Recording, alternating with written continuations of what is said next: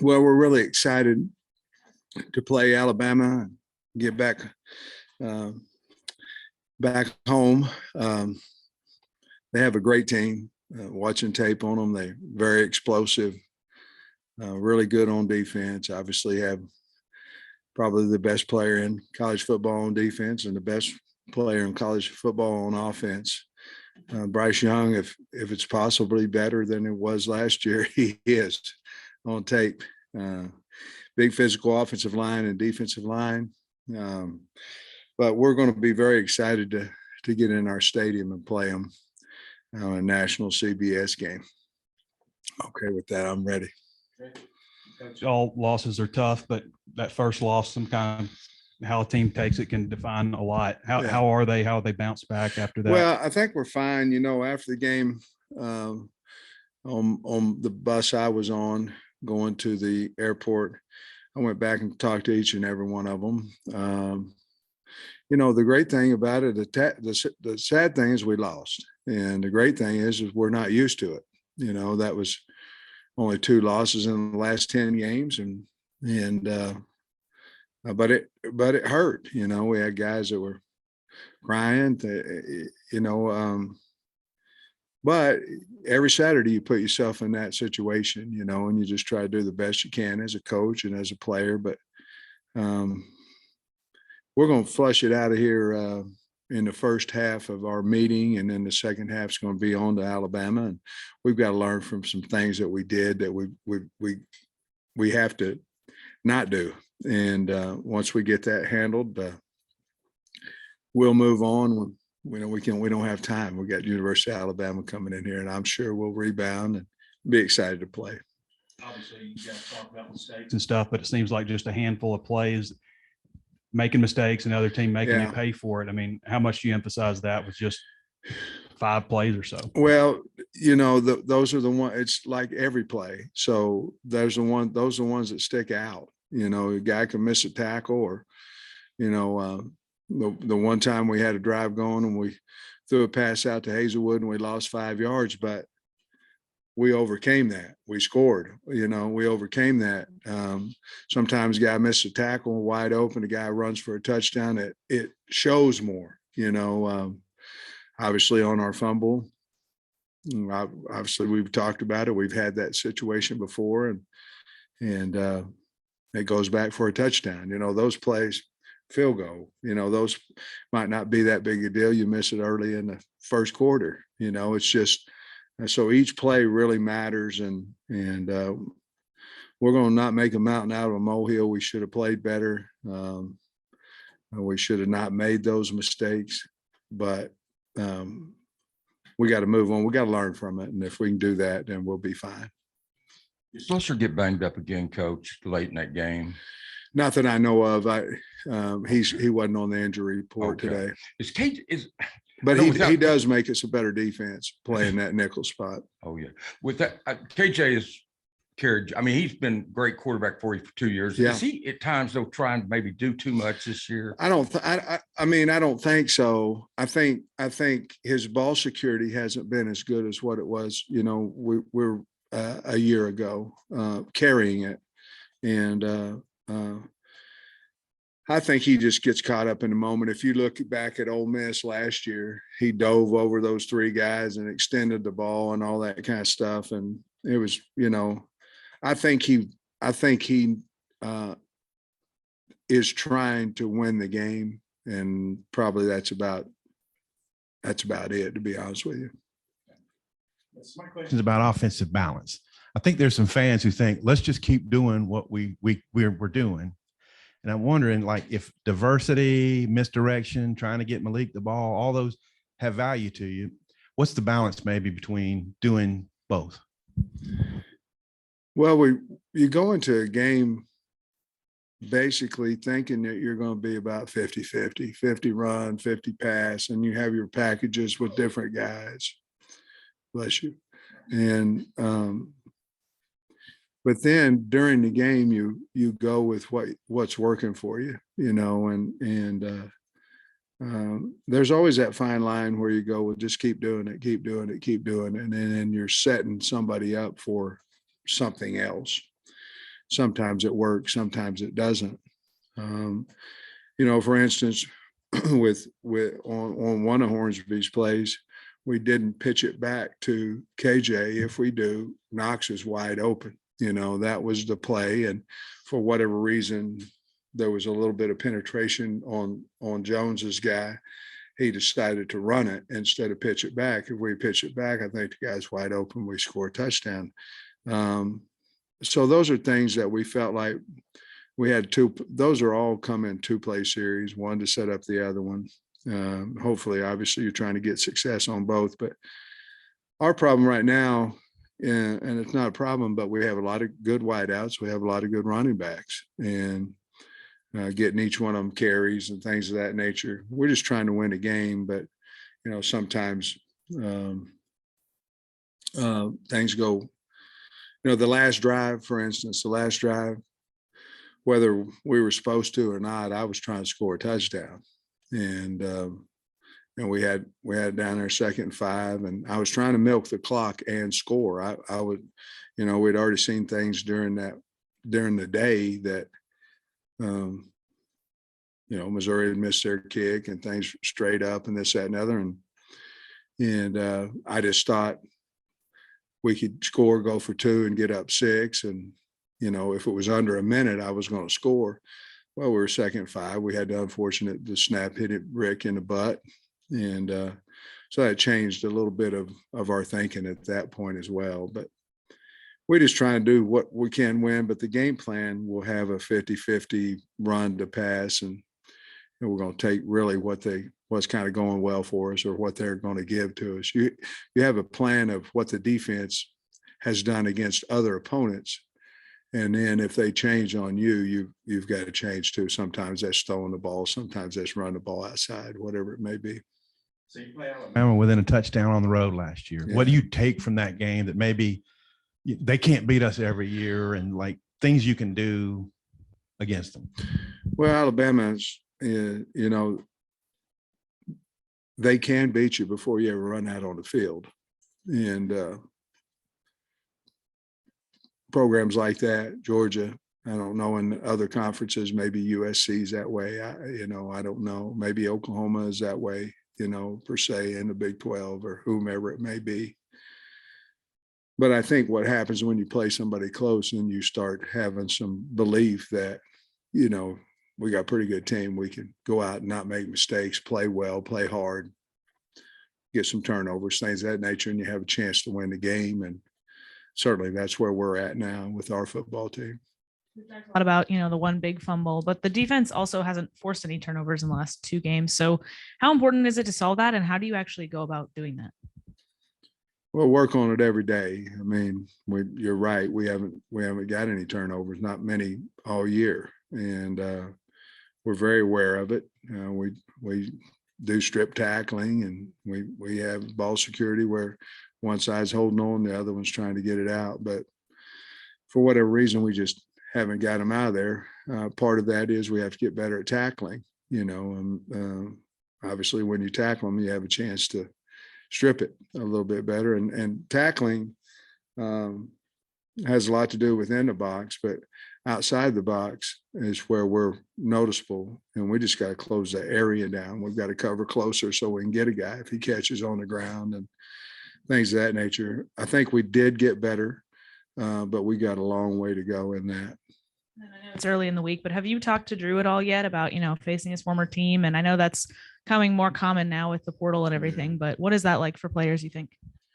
I don't know. That'd be a good question for him. But I would assume for him, it would be, somewhat some familiarity with, what Alabama's doing. And there's got to be something in there. We'll try to downplay that as much because it is just about shedding blocks and tackling and doing his assignment. Obviously, it's different because, people in high school, they probably knew each other too, if they play close rivalry games and things. So he's probably been somewhat through that, nothing like this week, but he's a mature guy. I would assume it won't affect him too much. Just going back to Slusher, wouldn't imagine it's easy for guys to come back and play well after missing some time, but I think he graded pretty well. What did you think of him and the impact he made defensively? He's a big deal on our defense. I mean, he's a good player.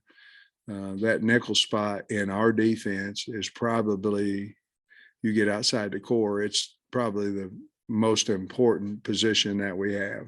And because it's a run position and a pass position, I mean, at the point of attack, and a cover position. Yeah, I was really pleased with the way he played, and I don't want to use surprise as a word, but I was pleased that he played so well, having been out. I was concerned about his conditioning as well and things, but he played the entire game and played well. Sam, it looks like Bryce Young's maybe running the ball a little bit more. And you mentioned you might be even better than last year. What have you seen from him? What really impresses you about him? A lot of confidence in everything he does, whether he's throwing, whether he's scrambling. He'll stay in the pocket till the last second.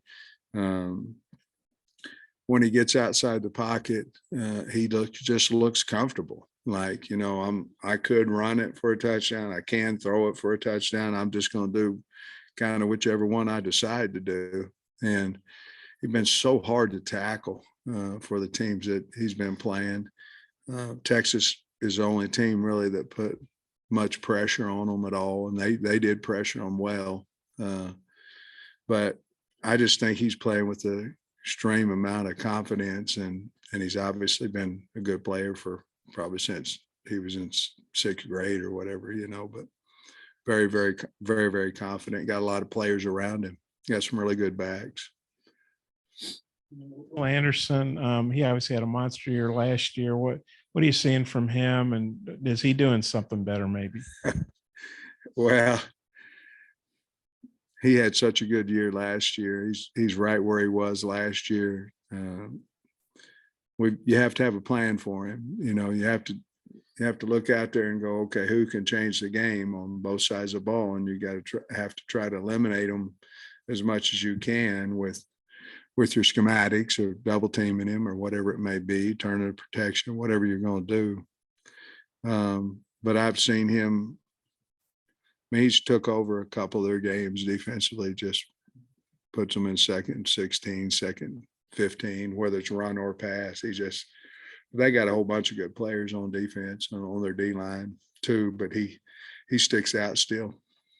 Coach Max Fletcher's played 4 games now for y'all. I mean, he's a freshman. Who? Max Fletcher. Just curious what you've thought of him through 4 games. I'm so sorry. Oh, you're talking about Matt. Max Fletcher, your punter. Yeah, I know. I'm sorry. I didn't hear you.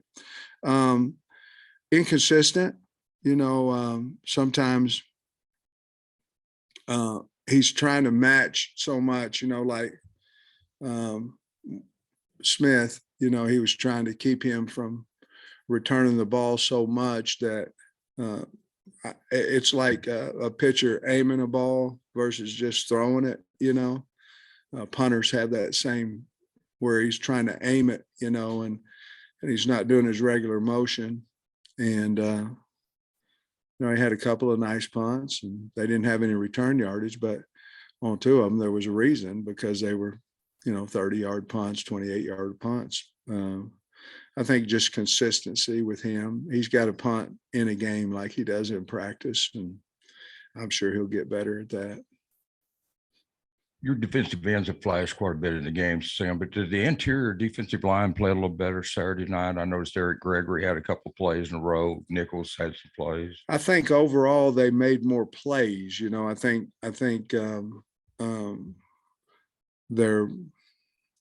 their grading points were higher than what they've been consistently. I'd say that was probably maybe their second best game they'd played. But as far as making big plays, they made more negative yardage plays, some sacks in there and things that they're playing hard. They're playing well. I'm happy with those guys and they made some good positive plays. Alabama lost so many skill guys around Young, you know, the speed guys, Mechie and Williams. But I'm wondering, you got Gibbs now. I mean, who are the guys who get the ball? Where are their speed guys now? Okay, well, they got Burton, you know, came in from Georgia, who's a really good player. And then they got Holden, who's a really good player. And then you can go down the line a little bit with Bond and Brooks at wide receiver. They've got a really good tight end. And then you look at their running backs, and because they're so far ahead all the time, they played 5 and sometimes 6, you know, with Sanders and Williams and Miller. And their main 2 obviously is Gibbs, a transfer from Tech, and McClellan. They play those guys about the same amount, or maybe Gibbs a little bit more, but they're big and they're really good players. You know, Gibbs returns kickoffs as well, but a lot of speed. We got a big offensive line, and you know, the Louisville transfer Harold, you know, he hadn't played yet, so I don't know if he'll be coming back. They got 3 wideouts that haven't played yet, so doesn't look like they're missing them too much to me, but we'll see. Sam, what you think of Dominic Johnson's game? You know, got knocked a little bit of the rust off. Yeah. Maybe what could be the plan with him moving forward? Man, I don't know, Bob. I mean, I thought he had a good game. You know, I think we're looking at it as you know, we probably need to get the ball to Rashad Dominion a little bit more too. You know, AJ's continued to improve. You know, I think he had 9 rushes or something like that, average about 4. Him and Rocket both average around 4 yards a carry. So we have 4 guys back there that can really play. Your change-up guys really are R-Dub and Dominique, you know, because Dominique's a bigger physical guy, and R-Dub's a guy that can do this, you know. So at some point, we're going to have to get down to 3. We're not there yet, but I thought Dominique did well in his first time back, ran hard. Nick Saban, maybe 10 years ago, everybody thought, well, he'll probably be retired by now, but he's in his 70s. He doesn't show any signs of slowing down. No. I don't, and I think he tried to hire, after you first got here with Brett, I think he tried to hire you. Yeah. Pretty sure. Just wondering what you remember about that. How well have you gotten to know him? Just what do you think about him? I Seeing him as think, good as ever? I mean, I don't know if you're supposed to, and I think he's fantastic. He's been so kind and so good to me. I sat right next to him in the SEC head coaches meetings, and I asked him questions, and he's been kind enough to answer them, and he's treated me outstanding, and I have nothing but wonderful things to say about him. And you know, he's the greatest coach of all time, and in college football, in my opinion. And so, but yeah, I kind of was wondering when he's going to retire too, you know, but I don't know when that's going to come. And the story, I had just been here about 4 or 5 weeks, and you know, I had, you know, talked to my players about loyalty and this, that, and other. And then, I mean, can't be hypocritical. Yeah, my mother told me she didn't raise a son that would do that.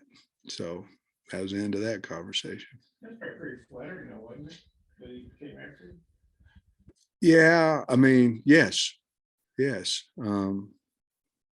But you know, I loved it here at the time, you know, when I was assistant coach as well as now, but I'd give Brett my word, and then given the kids, you know, I was their coach, and it hadn't been but 5 or 6 weeks. I can't remember. It wasn't very long. And I called my mom. She told me she didn't raise a son that would do that. I said, yes, ma'am. And that was the end of it. 3 of Alabama's games have been pretty significant blowouts, and just the Texas game was close. Does that make it harder to, I guess, scout them, or just to have a whole lot? Because obviously you expect a competitive game, and only one game has been competitive. A little bit, you know, but you're going to get a half, you'll get a half of all those games because they're playing whatever their game plan is and whatever they like to do against whatever defense, whatever offense they're seeing. Yeah, I mean, because in most of the 3 of the 4 games, you're seeing second and third team guys in there. But at that point, you're going back to a little bit of base offense. You're understanding, this is what they do base wise, because that's most of the time what guys do with their second and third team guys when they come in. Yeah, a little bit. The Texas game was sure a good game to watch and learn from that one as well. But yeah, they haven't been close in 3 of them, not 3 of the 4, not close.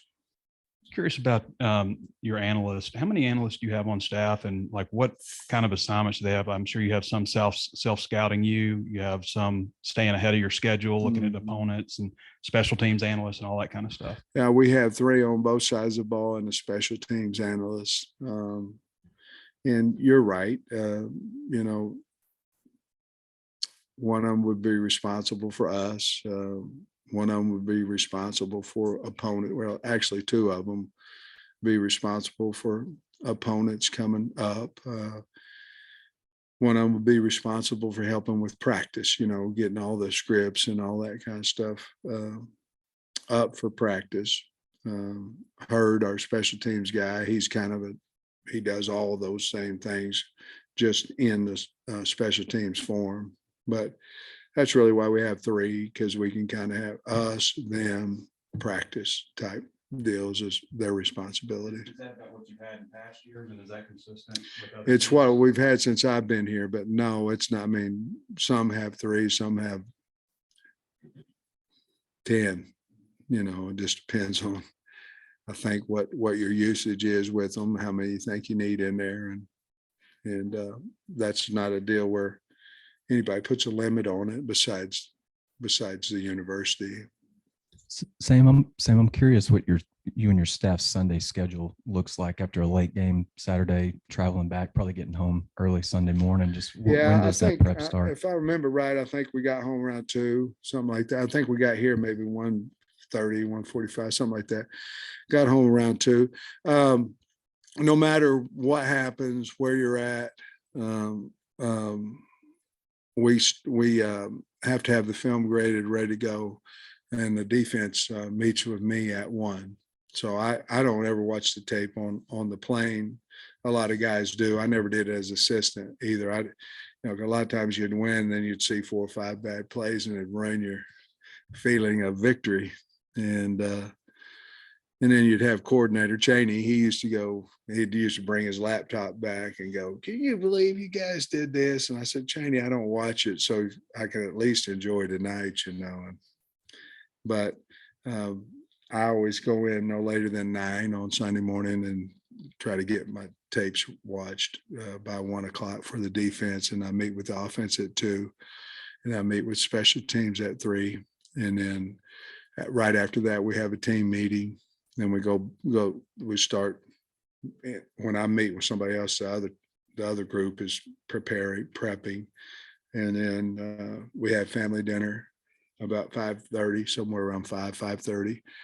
And then we work until 10 on our opponents. And then we go home at anywhere around that 10 or a little bit later than that.